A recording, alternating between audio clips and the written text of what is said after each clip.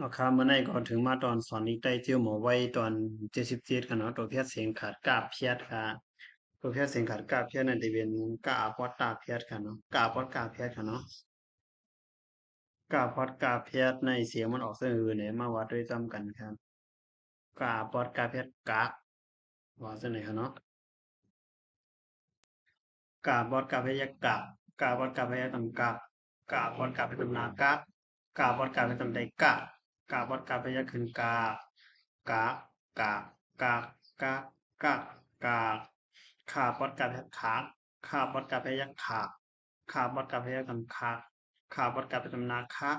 ขาบอดกาเพียรตำใดขาขาบอดกาเพียรขึ้นขาขาขาขาขาขางาบอดกาเป็นงาบอดกาพยักงาบอดกาพยักทำงาบอดกาไปทำนางงาบอดกาไปทำใดงาบอดกาพยักขึ้นงางางางาง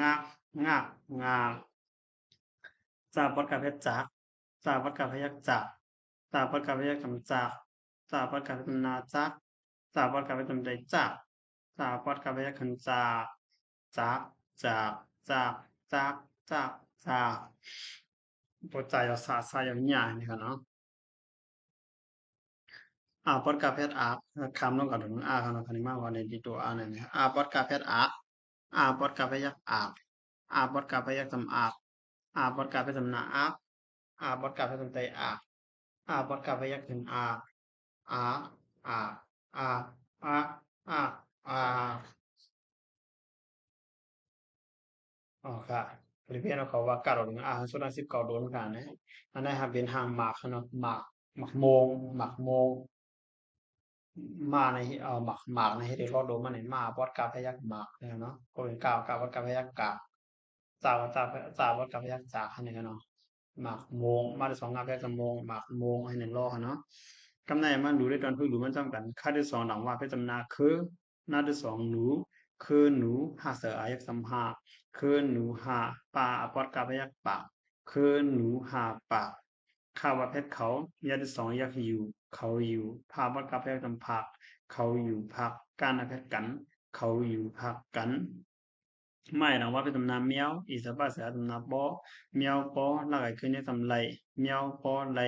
อยากปอดกาพยักตำยากเมียวปอไรอยากคาที่สองกาไปตำไดโคกเอเสลายักตำแลโคกแลตั้งอาไปตำนาตั้งโคกแลตั้งสาบปอดกาพยักสาบโคกแลตั้งสาบผ้าปอดกาพยักผักผ้ากางเกงเผอผักเผอ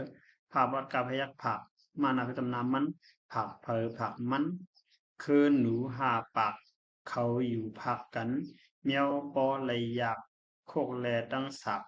ผักเพอผักมันเนี่ยเนาะออกค่ะตอนหนูก็สุดเดียวดีในคณะก่อนการศึกษาทางตอน78ค่ะมาสงครา